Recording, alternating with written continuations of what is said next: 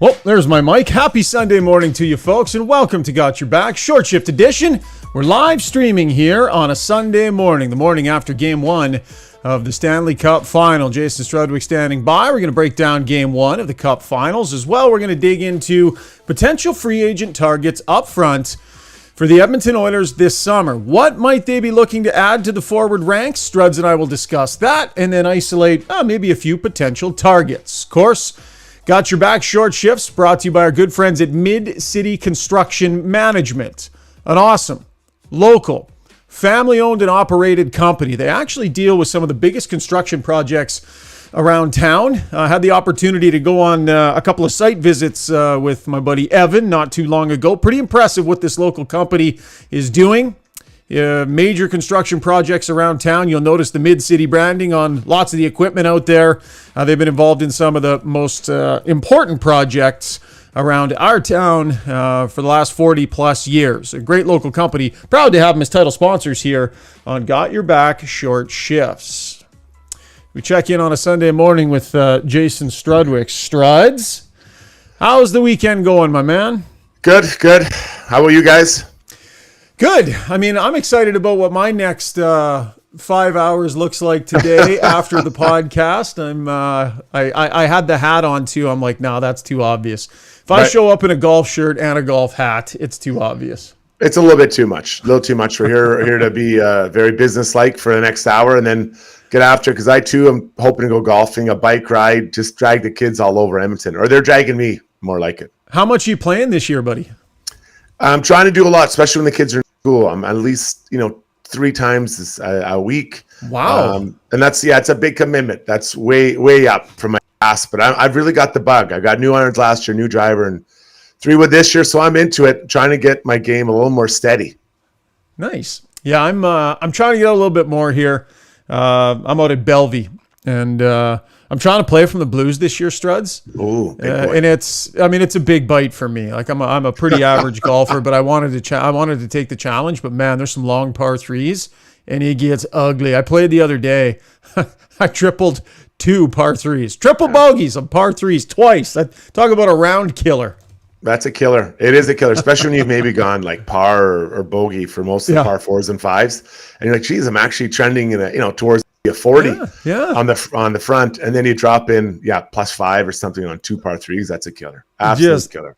So we are live streaming this morning on Twitter and on YouTube. Feel free to chime in. We don't have Zuby today, but I'm going to do my best to track the comments. We're going to dive into the Oiler free agent conversation and get a sense for some ideas that you folks might have on who they could potentially be looking to bring in. Struds and I will discuss what type of player they might be looking for and who some of the options are. We'll also break down Game 1 of the Stanley Cup Final last night. But let's get to our breakdown. And that's brought to you by our good friends over at Sherwood Buick GMC. I've got a brand new Sierra 1500. It's just an awesome truck. They've got great vehicles at Sherwood Buick GMC. They got a nice, easy, streamlined sales system as well. Not a ton of pressure, not a ton of stress. And they've got vehicles in stock too. So if you're thinking about a new vehicle and you want an easy process, easy sales process, and easy financing, go see Phil and the great crew over at Sherwood Buick GMC, just off Baseline Road on the way into Sherwood Park. So the discussion about who's it going to be, what should it be, Struds? What do the Oilers need to go out there and get in free agency? But I think we can both agree the conversation needs to start with what happens with Kailer Yamamoto this offseason? Because as long as he's there, taking up that cap space, there's not really much room to do anything. So can we both agree that something's likely to happen there? It's the challenge for Kailer Yamamoto is his size, right? I think that's where we're at. And I guess the cap hit would be my second issue. Not like we kind of saw from Puljujarvi. When you go from I think he was 1.2 million up to 3.1 million, expectations grow what you need to contribute and get done. And so that's a challenge for him. But the size, there's not a lot of players that size playing in the NHL Stanley Cup Final right now. And, it's a bit unfair, but unfortunately life is unfair. So I'm looking at him, I've heard there's some interest in this player as far as being traded. If not, there's the opportunity to buy him out, and there's very little cap hit. Although I don't love the idea of Oilers taking on dead cap space. They're just getting out of it with a couple big ones that dragged them for a while. So I I have a hard time envisioning a scenario in which Kailer Yamamoto makes it through the summer as an Oiler. What about you? Yeah, I would agree with you, Struds. I don't think Ken Holland loves the idea of dead cap space either. So I know lots of people are talking a lot about a buyout, and I do think that that's potential. I'm not sure that that's going to happen. I think if they can figure out a deal, I think they're wide open to that. And I think that that's obviously what you go into the draft with the intentions of trying to execute. But yeah, I think the chances that he starts here next season, it'll be because they couldn't find the deal that they were trying very, very hard to find. So if we can both agree that there's a reasonable chance Yamamoto may not be back in the mix next season, when you take a look at the Oilers' top six, there is very clearly going to be an opportunity there for somebody. So you look to internal candidates, right? You don't want to count anybody out. I don't believe Warren Foegele is a fit for the top six, even if he's playing well. I don't think he can quite make plays at the level that those guys need to be able to make plays. I think he's a bottom six forward all day long, and that's where you put him to succeed. So I'd take him off my list. Some might suggest Ryan McLeod. Do you see, and of course, Dylan Holloway is the guy that we'll circle and say, we've talked about how he needs to earn his way in there. But let's first start with internal candidates. Do you see anybody with a realistic chance at spending a significant amount of time in that top six from internal candidates? I think you have to look at what you want out of your third line. So I think the third line had some speed last year, and if that was Foegele, McLeod, and then Ryan, I think was on the Ryan side, wasn't he? So let's say those are those three guys, and we'll leave just Ryan out of this for now. But I like the looks of that third line. I like the way it played. I thought it was effective. For years, people have been pounding their chest saying the Oilers got to be good without 29 and 97 on the ice. Well, those guys were pretty good. They did a pretty good job, and they would be able to tilt the ice at times. So I'm not willing to take away off that third line, especially when it's borderline. This isn't a clear cut where like, oh man, this guy's pounding down the door to be a top six. I believe that is a space where the Oilers are strong in that third line, and they'll have to figure out the right wing, and that'll be something will come down the line.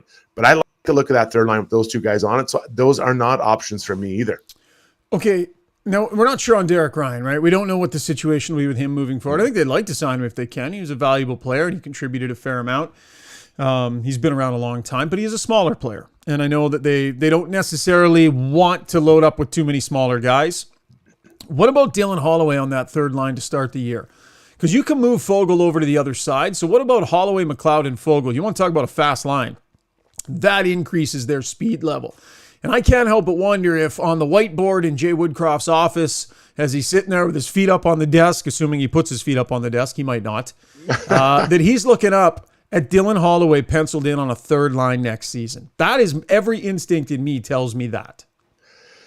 Well, that would be quite a formidable third line. Size, physicality, playmaking. I think that Dylan Holloway is going to surprise a lot of people. I really think that he's going to find a chance, as we talked about before, his first to second year, almost any league, there's been a significant jump. And I'm not even just talking points. I'm talking the way he plays, understands the game, what he has to do, how to be impactful. So that would be, I believe that'd be a dream scenario for Ken Holland and Jay Woodcroft. Three guys that fly on a third line that are big and won't get pushed around. That's perfect. That's a perfect situation. So then you have 5 top 6 forwards, your third line set, and your fourth line, you can organize it kind of as you go. The one thing I'd like to see, though, Dylan Holloway's a young player, and I think ideally you could insulate him with a more veteran player, right? He gets to play with a veteran center that is sage and a real solid two-way guy. I think Ryan McLeod's a good player, and I think he's coming into his own more and more. Ideally, I'd like a little bit more defensive presence and in the middle for Dylan Holloway. Fogel's scrappy, but he's not, he's in a scramble to remain a third line player too. So that's the one element about that line I'm a little bit unsure of, but all good players. And if Holloway can be there, then great. The other thing about Holloway is you never know if he's got confidence because he's so skilled, Struds. He might be able to push his way up the lineup a little bit. He might be looking up at those opportunities with McDavid and Draisaitl going, why not me? And good for him. That's the way you want him to be thinking. You want him to be wanting those spots. But I do believe it's incumbent on them to put somebody squarely in front of them and say, beat this guy for the job. If Kailer Yamamoto is not there, that's where you look to free agency. I believe it's that player, that 13 to 19 goal guy from last season that isn't going to cost you isn't going to cost you $3 million that you can drop in front of Dylan Holloway and say, fist fight, for the sugar spot, fellas. Do you agree that that should be the criteria?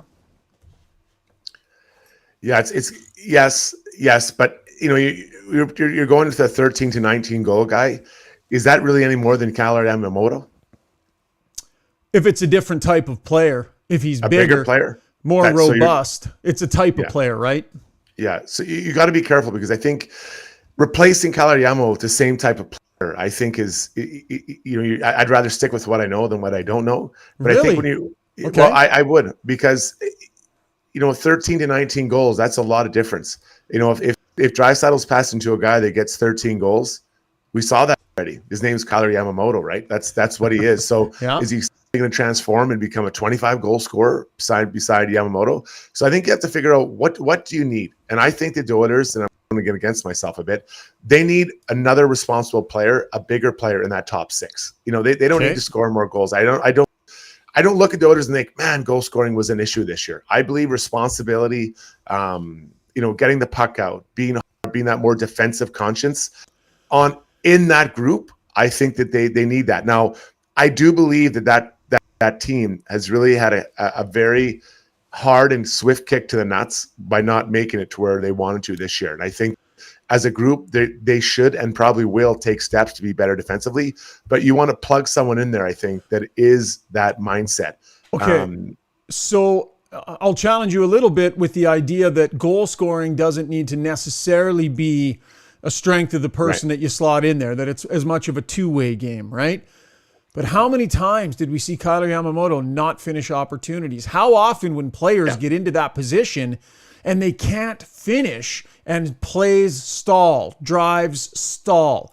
Right. I think you need a player that has more skill than maybe his goal total would indicate. You look at a player in a certain situation that maybe wasn't given the opportunity, that playing with those guys is going to be able to convert those plays given the same number of chances. So I actually do think that finding a guy that can convert at a level maybe higher than he has so far, if it's 29 or 97 passing him the puck, I do think that matters, because you can't have a guy that doesn't consistently finish when you're playing with those guys who are constantly setting you up for A chances.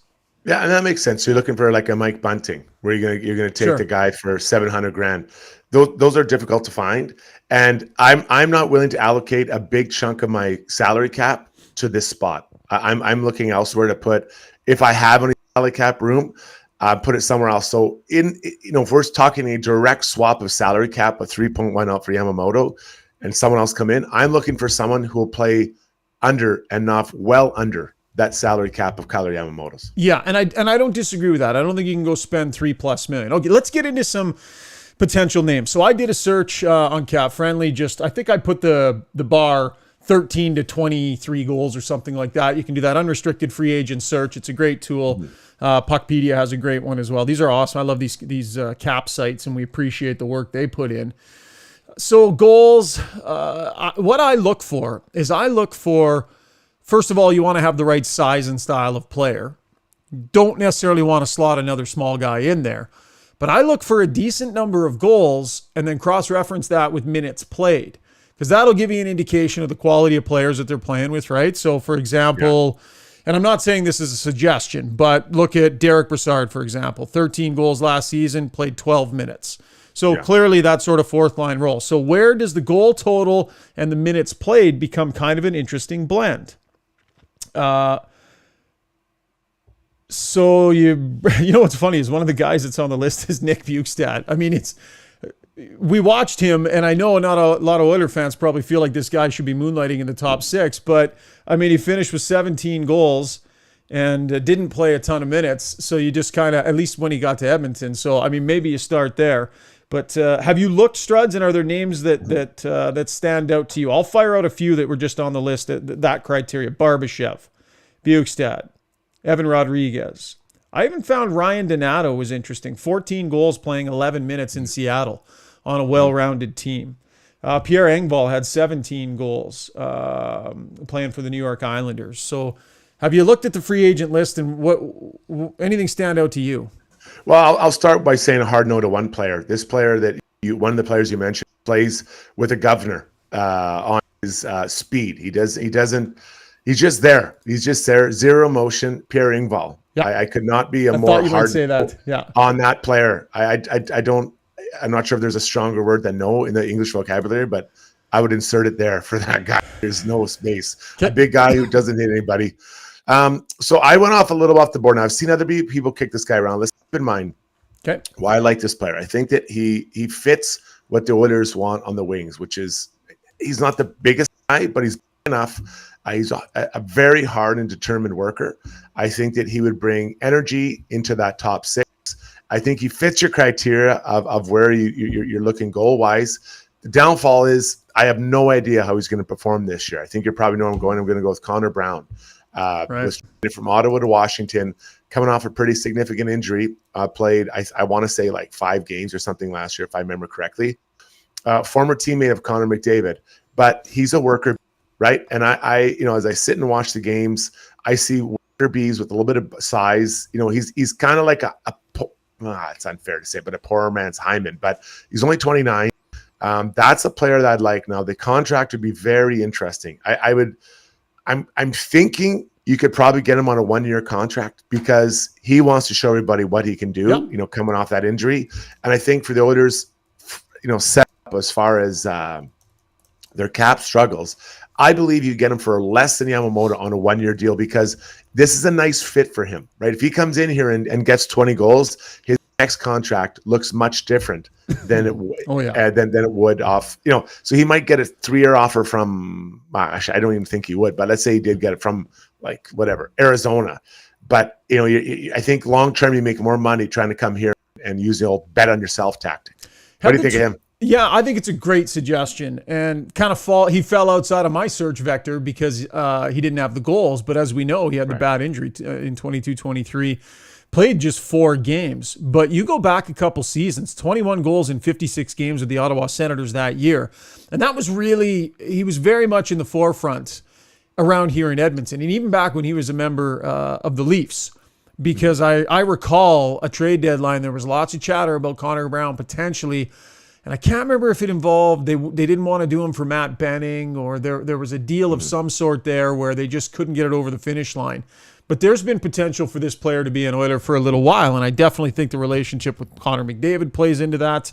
I like his motor, his engine. I agree with you. He works really, really hard. Coming off an injury, I would assume he's a guy that will put the work in. So I definitely like it. I think it's a really, really strong suggestion. What have you thought of Ivan Barbashev? I like him. I would say he's outside of my thought process because he's not coming here for the money we're talking about. I would have a hard time seeing him being less than Yamamoto. Would you? Yeah, he's 2.25 right now, coming off a 16-goal season and a really nice run here. So, yeah, I think it probably could get expensive and might not be in the range financially. Evan Rodriguez, 16, 23, 39 last season. Played 1751. Interesting player, not a smaller guy. I like the way he moves. What do you think of him? Yeah, he's a right shot winger, isn't he? I believe. Yeah. Well, he's listed, at least on this site, I believe he's listed as a right shot center or left winger. But obviously, I think probably the tail of the tape there is he can play all 3 if he needed to. Yeah, right. And that's it. And I do like him. He does have a nice motor. I believe he's the guy I think that was in Buffalo and was unable to play, if I remember correctly. Then I think he was either traded to or I'll check here for or signed with Pittsburgh. I think if I have it. Yeah. And he, then all of a sudden he kind of found a place. And I love that. Like, I love that type of story. And that's the type of story the Oilers need to find. Well, his story's already been written. So again, I don't know what his cap hit looks like. I think it'd be lower than Barbashev's. I'm guessing here. He might be in and around Yamamoto, but it might be a little high still, right, for what you're trying to do. It depends. I guess the philosophy here depends on what you want to do with this team. Where do you want to upgrade? I'm looking at the top 4D again. Goalies aren't changing. Top 4D, you got quite a few pieces. So there's only so much money to go around. And I guess it depends what you do with Bouchard. But I don't know. To answer your question, I do like him. I just don't know if he fits wise. Yeah, for sure. Not a lot coming in on the stream. Everybody's sleeping in. We went too early on a Sunday morning, buddy. But a reminder that our sound box and our Twitter stream Mentions are brought to you by Weiss Johnson. If you are in need of any sort of HVAC help, whether that could be a air conditioner, hot water tank, new furnace in the garage, garage heater, Weiss Johnson is the place to go. Edmonton's #1 choice for heating, air conditioning, and plumbing services. Give Dennis and the great crew over at Weiss Johnson a call, 780-463-3096. JL chimes in on the Weiss Johnson YouTube mentions and says, how many raw hot dogs did you eat while watching the game last night, Ryan? 0. Were you part of that Gregor show? No, you were out of town when we got into that debate. I got a bit of it. Yeah, it's just ridiculous. disgusting. It's disgusting. Who does that? I don't know. It's just I don't get it. Like, some self-respect. Raw hot dogs? I've hit some low moments in my life, but not that low. That and wearing pajamas to Walmart. Those are two things I'll never do. Exactly. So you say top 4D still, hey? I can't get off it, man. I mean, everyone talks about the injury CC had, and he was better last year than he was this year. How do you do that, though? I mean, how do you do that? Isn't it more of a trade deadline type thing? Like, don't you return the guys you had and say, let's see what we've got? Yeah. And the conversation around how serious is this group about playing defending? How serious are they about doing that? I think that could affect CC a lot too. Yeah. My #1 priority for this group is for, and I've said it before, Jay Woodcroft and Connor McDavid, they have to get together and decide that they're going to become a defensive juggernaut. They have to. It's the days of outscoring. It doesn't work. I don't know how many times we've seen it, right? Not just here, but anywhere. You look at these two teams that are playing, they are hard defensive to play against. And they make mistakes. But until that happens, this is all going to be just, you can keep trying to get better and incrementally improve, I guess. But that is my #1 thing. So if that happens, CC, he might be enough. He might be enough. But do you want to find out next May 12th? He isn't. We talk about Vegas's D and how good they are, how well-rounded they are.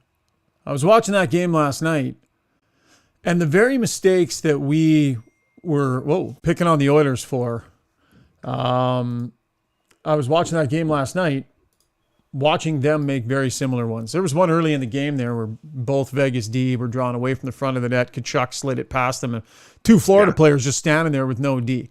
Here's the point I'm making. I think goaltending makes that Oiler blue line look a lot better, a lot different, a lot more like the better blue lines that are out there right now. The point I'm making here, Struds, is that I don't know that I would overthink it on the blue line because some goaltending pushes the Oilers through, probably in a different way. And I don't know that I'd be overthinking it on the blue line. I would be very curious to just return them all, see how much Desharnais has developed, see where Bouchard's game is, let CeCe come back and be healthy. If you can figure out a way with the cap to bring Kulak back and have them all there again, I would probably press pause on any major moves on the blue line and just let her go. This is the best team in the league from February on with that blue line. They didn't get out of this world goaltending. That was the same blue line that did that. So I wouldn't necessarily overreact. Interesting. Mama, that's a big one. You're going to roll out there the same group and then get to May 12th and decide if in the Western Conference Final if they can beat Vegas. No. You roll out the same group until February. And then you got an eye on the trade deadline. Now you can evaluate the group, figure out where you're at, and know exactly what you need. Exactly what you need. Think about with such pinpoint precision they made that trade for Ekholm this year. Fair point. They would not have been able to have that kind of pinpoint accuracy had they done it in the summer. Yeah, no, and I like that. So then you're literally doing nothing this summer because they have no draft capital. This is what I've been saying. Oiler fans are going to be like, what the hell? It's going to be a very lonely, what do they call that? Like introductory spring or summer camp for the Edmonton Oilers. I might get an invite. There's 3 draft picks and the guy they just traded for out of New York, and just be like, hey, you 4, how are you guys doing? Great to meet you all. It's one-on-one coaching. Yeah. Listen, they were good, Struddy. They were good for months. They were good. And were they good enough when it mattered the most? Yeah. No. But what if Darnell Nurse comes back next year and is just lights out? Like, we know he has the ability, he has the athleticism. He's had years before where you were going, man, what if you have that from him? What if he ups his overall play by the 10, 12, 14, 15% that we know is probably there? What if CeCe's healthy and is playing great and Darren coming back and we're all going, holy smokes, look at this guy? Yeah. I don't know. Yeah. There's something to think about. Options. Yeah. What if Dylan Holloway scores 30 goals or Stuart Skinner posts a 9.11 or a .1912 like goals against? Like, ifs are hard to equate because they're so close to where they want to be, right? And so maybe the patience is the right route and probably the one they will take because Ken Holland's shown that in the past with a lot of his decisions. I'm pretty positive that's the way they're going to go. I really believe. I don't think, unless there's something falls into their lap that is such a no-brainer, I think we're going to be talking at training camp about, wow, it's like they have all the same faces. Right. Now we'll see on some of the guys. Like, I don't know that Costin's a guarantee to get done. I would assume they would really want to. Yeah. But if you're Klim Kostin and you're looking at some of your deployment, there were some like 3-minute nights. And I don't know how much that'll make a difference, but I wouldn't view him as an absolute lock to be signing on the dotted line under Jay Woodcroft. Klim Kostin, he has to be really careful because this is the first action he's had in the NHL. The first one. If you go to another team, are they going to have the same role for you? Are they going to have a role for you? Are they going to understand how Klim is at his best, right? And so he was a first-year player, older, but a first-year player. So if I was him, or if I was his brother, I'd say my advice to you is sign a 1-year contract. Yeah, his agent. Sign a 1-year contract. Sign a 1 year here. You finally have some traction. Finally, and it's dangerous. If you end up going somewhere else, it can not go well. Then you bang to another team, and then you're back in the KHL in 3 years. I think if the Oilers offer him a 2-year deal and it starts with a 1, I think you're all over it. I think you get whatever years you can, because I don't know that this guy's in danger of suddenly becoming a $4 million player. I think he's been a borderline NHLer that's got some good mojo going right now. Now is the time for me. I'd be striking if I were him and his agent. If someone's offering you a 2-year deal, and if you're the Oilers and you like the way he impacted your team, your room, the city loves him, I'd be looking at 2 years to get the money down a little bit. That'll be interesting to see. Okay, that was the breakdown. Time now for takeaways. Going to go around the NHL a little bit here, and that's brought to you by The Horses. Horse Racing Alberta, live thoroughbred racing is back, baby, out at Century Mile. Stand trackside and feel the thunder with some of the finest thoroughbred racing in Western Canada. Let's have some fun and go to the races at Century Mile Racetrack and Casino. For more information and to stay up to date, head to thehorses.com. Game 1 of the Stanley Cup Final last night, and the Vegas Golden Knights. I loved how even that game felt for so much of it. Studs, you look at the shot totals, pretty even. The hit totals were reasonably close. I think for the first game, it lived up to everything we thought it might be able to be. What did you think of it? Yeah, I'd agree with that. And I think if you're Florida, you're thrilled with how they got off to a pretty good start. You score the first goal, shorthanded, if I remember, and you're feeling good about yourself, and you're going toe to toe with these guys, right? And then it kind of goes a little bit off the rails in the third period, but you're not disappointed. And as I watched Paul Maurice's post-game press conference, I thought he was right. He just kind of told everyone to relax. Like it's the Stanley Cup Final is so intense and so amplified that I think you got to say, okay, let's just take a deep breath here. It was one game. We played pretty well. A couple of things happened, but if you're in Florida, you're coming out of there pretty happy. But if I'm Sergei Bobrovsky, I'm telling my guys to get the hell out of the way and let me just stop the puck. Like and I know everyone has the best of intentions, but there's a couple times you're like, why when you're standing in front of your goalie by yourself, I think that's a mistake. You got to get out of the way and let him make that save. Yeah. Oh, I agree with you. You know who I thought had a slow start to the Stanley Cup Final? The refs. Their first period was weird. And I'm not saying it was a factor in the game. Were you thinking the same thing I was? The cross check from behind there on who took that one? Was that Marchessault? No, I'm trying to remember who that one was. Anyways, there was a bunch of stuff where I was thinking, holy smokes, that's an interesting read on that. But to your point, I agree, and I think that you don't want to see that frustration shine through from the goalie. And I thought he did a pretty good job of, I think he knew some of that was on him too. What do you think of the job that Vegas did on Tkachuk and Bennett? Because those are two players who would rise to this moment and be as amped up as anybody. And they're not easy to handle when they play that way. What do you think of the job Vegas did? This is something I think is really important for Vegas to realize, is that you can, if you, how can I say this properly?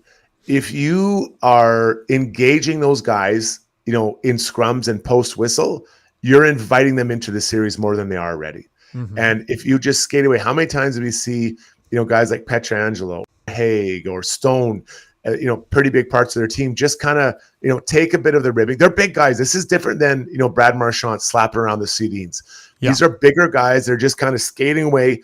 In Pietrangelo's case, he's been through this already. He's been through this for series. Guys have been running him, and you just kind of take it and skate away, because it number one, you look like idiots when you do it. And I have a lot of respect for Tkachuk and Bennett, so I say that with all due respect. But you just look like an idiot, and you just skate away, and they're like, "This guy's not responding." Right. And then they start getting frustrated because you're not doing what you want them to. And in past series, we've seen them get under everyone's skin. Mm-hmm. I played with Sean Avery, maybe the most annoying person on the planet that ever played in the NHL.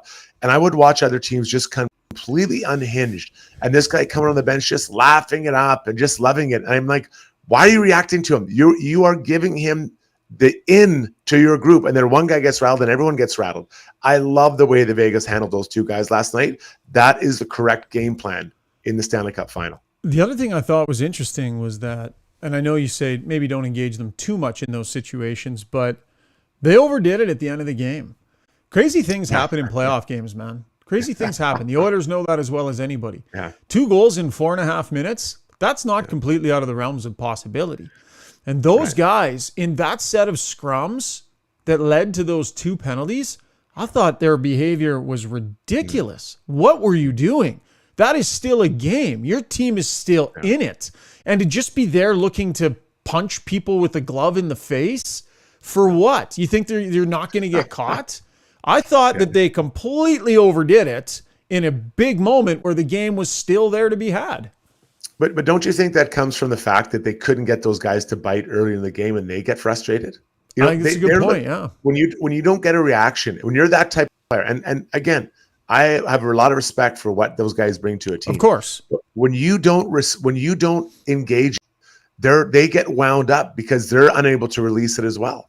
They're unable to release their frustration, get everybody going. So you kind of get into their heads. So I think going into game 2, it's the same thing. Stay away, as much as you can. It's hard because they're big guys and they're going to run you and all that. But so let's go back to that example. Sam Bennett, the clinching game against Carolina, absolutely destroys Jacob Slavin. One of the hardest hits that we've seen in years in the NHL. That wasn't after the scrum. That wasn't a dirty play. And so now Carolina's thinking about Sam Bennett. When you are roughing guys up after whistles, no one's caring. They're just going to skate away. You're like, why am I engaging in this thing? And it doesn't make sense. So I think they will see Bennett and Tkachuk try to do more between the whistles and with guys with the puck, rather than what we saw last night, which is try to get those guys. You're trying to get Pietrangelo to engage. Like, why would you do that? Yeah, Nick Hague too did a good job. He how many gloved punches to the face did he eat last night, and just kind of smiled his way through it.